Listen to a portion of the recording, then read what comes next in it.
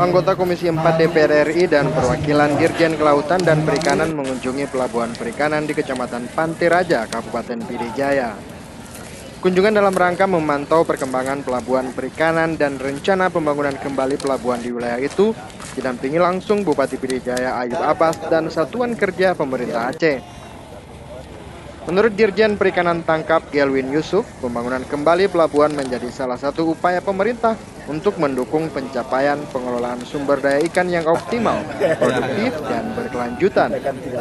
Menurutnya, berdasarkan keputusan Menteri Kelautan dan Perikanan tentang rencana induk pelabuhan ikan, Kecamatan Pantai Raja, Kabupaten PD Jaya masuk dalam lokasi rencana induk pelabuhan perikanan nasional di Selat Malaka dan Laut Andaman. Kedepan diharapkan program tersebut dapat mendukung pencapaian pembangunan perikanan tangkap untuk mengetas kemiskinan dan peningkatan kesejahteraan nelayan.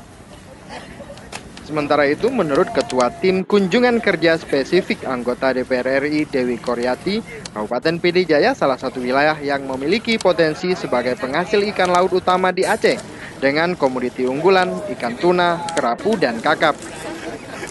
Untuk pembangunan pelabuhan tersebut, pemerintah telah menganggarkan dana sebesar 175 miliar rupiah. Rencananya, tahap awal akan dikucurkan sebesar 50 miliar rupiah untuk pengerokan. Dari Kabupaten PD Jaya, Ilham melaporkan untuk Aceh Video.